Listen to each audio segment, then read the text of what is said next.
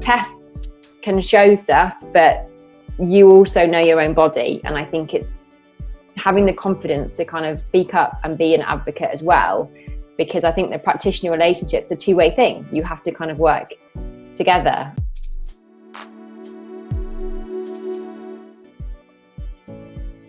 Welcome to this week's Soulfood Sunday. And Soulfood Sunday is where I bring you inspirational recovery stories and moments of insight and realization on people's healing and transformational journeys. And this week we have an excerpt from my interview with Samantha Quemby as part of the Fatigue Super Conference. Sam is one of the psychology practitioners here at the Optimum Health Clinic. And the theme of her recovery story was the kind of seeing healing and transformation as being like a jigsaw. And that jigsaw has different pieces for different people, different times in different ways.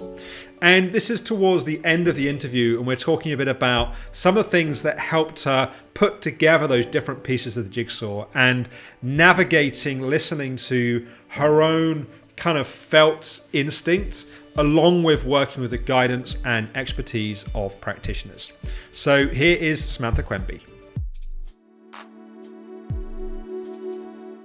And I know that chapter has been challenging in some ways, even with all of those tools and resources. But say a bit about the impact of that, because in a sense, it's like you'd got to a certain level, but you had these lingering symptoms. It's like you almost had to go back into the kind of the reactions and the kind of going through that treatment protocol, which can be tough. But say a bit about what's then been happening as you've been coming through that. Yeah, so as you said, it was definitely tough physically and mentally, because you suddenly feel like you're going back a stage. And I think certainly with my Lyme treatment, and I think a lot of Lyme treatment, there is that sense of you have to get a bit worse to get better.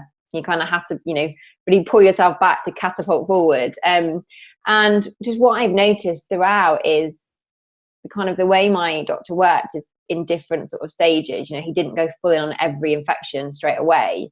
And now, like, coming out the other side, like, a lot of my symptoms have resolved. So my joint pain isn't really there. My cognitive function's much better. My digestive issues have cleared. So what was ulcerative colitis, actually, I don't believe was. I think it was just my body was so inflamed because of all the infectious load that I was carrying, because none of those symptoms are there anymore. And it's, definitely, it got a bit worse at the beginning of treatment, because obviously everything did, and then it settled. And that has been the case for, I would say, 8 or 9 months. And yeah, I guess it's now more about the infection loads being cleared. And then there's that kind of, I think for anyone that's gone through kind of treatment or chronic illness, you're then looking at, okay, well, how can I really support my body for that optimum health and supporting the healing to continue? Because once the infections have cleared, there is still that element of, well, depending on how long you've had the disease, what kind of damage that just needs to slowly be repaired over time, which doesn't impact your life, but it just means that you gradually keep getting better and better at the other side, if that makes sense. Absolutely. And I think without wanting to sound corny, that was why we called the Optimum Health Clinic the Optimum Health Clinic, and this idea that it's a kind of, it's not just trying to survive and live with something, it's creating the optimum, and that's an ongoing process for someone that's never had a chronic illness, let alone someone whose body's been through, that many years of kind of challenge and struggle.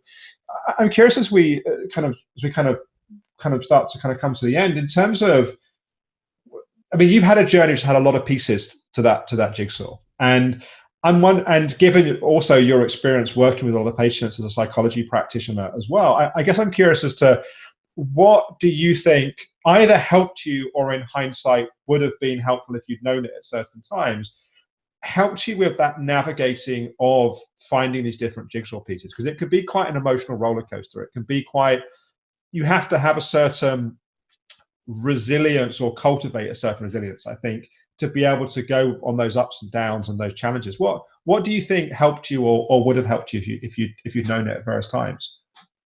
So I think a big thing that's helped me, because as you say, it's very challenging. It's a roller coaster. I don't think anyone can recover from any kind of chronic illness in a straight line. And the huge thing for me was the support of family. So my parents and my husband have been invaluable. And I think for people listening, like, it is really important, even if it's just one person, having people there that understand as much as they can do. You know, chronic illness is quite complex and it's difficult for people to fully get it, especially when you maybe one day feel okay and the next day not as good. So having people around you that can kind of let you have your down moments, but then they bring you up, and don't force you to kind of constantly be positive all the time. Because I think, you know, the reality is it's a hard thing to do and you need to let those emotions out, you need to honor them, and then obviously you can move through and pick yourself back up. I think for me, definitely, I couldn't have done it alone. You know, there's obviously lots of information out there on different treatments and, you know, detoxing and diets, but there's a lot of conflicting information and it can be very overwhelming and stressful if you try and do it on your own. So for me personally, coming to the clinic and having that guidance and having people in the know, yes, there's things you can then implement yourself, but I think you need to have that steer, because otherwise I think you can be kind of stabbing in the dark, like looking for a needle in a haystack, and it can take a lot longer, because as much as you are in your body, you don't necessarily know all the way it functions, or, you know, you can't know everything. And I think reaching out and having that practitioner support for me was invaluable, but also being your own advocate. I think as much as people around you obviously have their expertise, you are in your body and you know. So I think it's trusting your gut instinct. So when my Lyme test first came back, my Lyme levels were kind of a bit of a weak positive.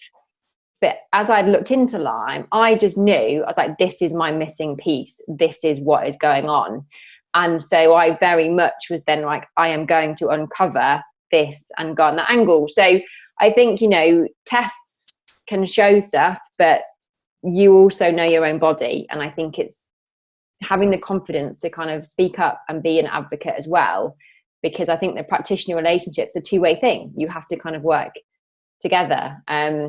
I don't know if that answers your question. Does. No, it absolutely does answer. And I think that's right. And I think it in a sense, it's such an interesting balance between having support and being guided whilst also trusting your own wisdom, right? And I think that's something that we learn through mistakes, that sometimes we listen too much to others, sometimes we don't listen enough, and we have to kind of find our own compass and I think find our own kind of wisdom with that. And that is part of the journey, right? And I know that obviously that you working as a psychology practitioner now see people kind of becoming captain of the ship of their own recovery, as we talk about it. But you can be too much the captain and not allow the crew to also do their work in a sense. And final question, Sam, what's life like now on the is kind of having coming through the kind of final stages of this whole kind of journey with these different kind of facets? What's it meant to your relationship with your husband and family and kind of your focus and the things that are important to you in life now? Well, that's a good question. So I think I definitely appreciate life in a way. That might sound really corny, but it's true. Like, I think when you come through and go through a chronic illness, I think the simple things in life mean a lot more. Even just going out for dinner with my husband is something I don't take for granted, because there was a time when I couldn't do that. But I think for me, it's very much about kind of looking to the future and just enjoying life. And kind of, I think I used to look at, I'm always going to have to be careful about my body and my health. But actually now I look at it as, well, yes, I still want to do my detoxing. Yes, I still want to eat well. Yes, I still want to manage my stress. But that's because I want a good balanced life and I want my body to work as well as it could. And actually, I don't see it as I'm doing that because I'm sick or someone who had a chronic illness. I think everyone should be doing it. because I don't think anyone out there is really living in the most balanced or optimal way. So for me, it's kind of just, I think enjoying the simple things and enjoying being able to make plans and get excited about the future, because I have a body that I can take along with me now. I hope you found that helpful and informative and inspirational. You can watch the full interview and indeed the entire Fatigue Super Conference if you go to fatiguesuperconference.com. There's 8 recovery stories and also 8 in-depth case studies alongside the 40 feature interviews. Tomorrow, coming up on Everyday Alex, it's Mindful Monday.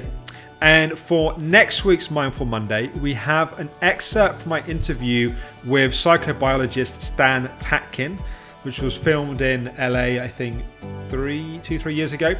And we'll talk a little bit about his work of being wired for love. And really, it's the psychobiology of love in intimate relationships. So I look forward to talking with you then.